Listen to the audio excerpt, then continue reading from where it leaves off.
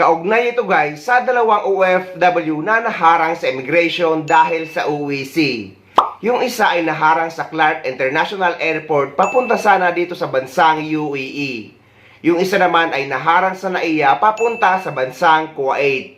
Napag-alaman kasi na peke ang dala nilang UEC, lalo na sa mga OFW o mga Pilipino na mahilig kumagat sa mga nag-aalok ng UEC assistance online, lalo sa Facebook or TikTok.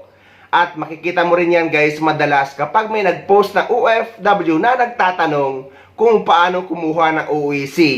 Mababasa nyo sa comment section na marami nag-aalok ng UEC assistance. At marami ring mga Pilipino ang kumakagat kaya sila madalas nabibiktima ng scam. Kaya dahil dyan maglalagay ang DMW ng additional security feature sa UEC para hindi na ito basta mapepeke. Dahil ang ginagawa guys ng mga manlolokong tao ay kinukuha nila ang original copy ng UEC ng isang OFW at in-edit nila ito para makapangloko ng mga Pilipino, lalong-lalo na ng mga pabalik na OFW.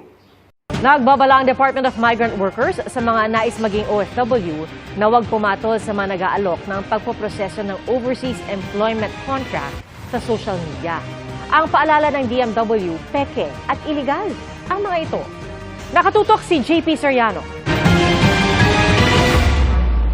March 24 sa Clark International Airport, isang Pilipinang magtatrabaho raw sa UAE ang hinarang. Nabisto kasi ng Bureau of Immigration na peke ang ipinakita niyang OEC o Overseas Employment Contract at walang record nito sa database ng Immigration at Department of Migrant Workers. Sa secondary inspection, umamin ang babae na peke ang OEC at nabili niya sa online o digital platform sa halagang 7,200 pesos. Naharang din sa NAIA Terminal 3 nitong linggo, May 26, ang isang Pinay na magtatrabaho sana sa Kuwait nang mabisto sa secondary inspection na peke rin ang kanyang OEC.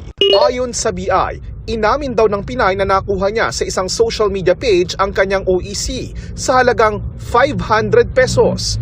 Ang atin po mga kababayan, kapag nai-intercept po natin at nakikita po natin na biktima sila ng human trafficking or illegal recruitment, hindi po natin sila dinidetain because they are treated po as victims. Yan po ay tinuturing na human trafficking at non-bailable offense po yan, pagkakakulong.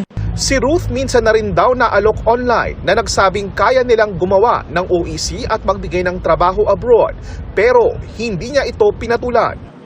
Ngayon, pinoproseso na ang application at OEC niya sa DMW mismo bago makapagtrabaho bilang caregiver sa South Korea. Meron pong ganun, pero mas maganda po kasi pag government to government kasi ang DMW talagang secure.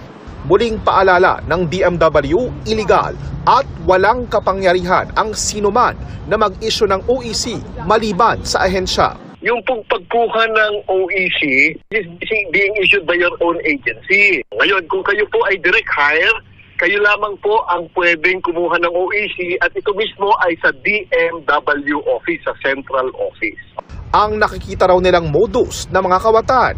All they have to do is to talk to OFWs, yung nanggaling na sa abroad, tapos kukunin or titignan or hihiramin yung kanilang dating OEC, and from there, kasi original din yun, so from there, manufacture na, i-force na, papalitan na lang yung mga pangalan. Ilang social media pages na nag-aalok na mag-aasikaso ng OEC sa mga may balak mag-OFW ang nakita pa rin ng GMA Integrated News. Ayon sa DMW, nakipag-ugnayan na sila sa Meta, ang may-ari ng Facebook, upang i-report at ipa-take down ang mga ganitong uri ng pag-aalok ng serbisyo.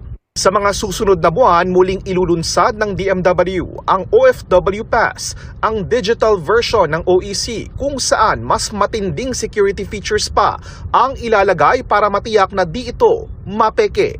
Marami na tuloy natatakot ng mga OFW na mag-acquire ng UEC exemption sa kanilang PAPS-BAM account dahil baka peke daw.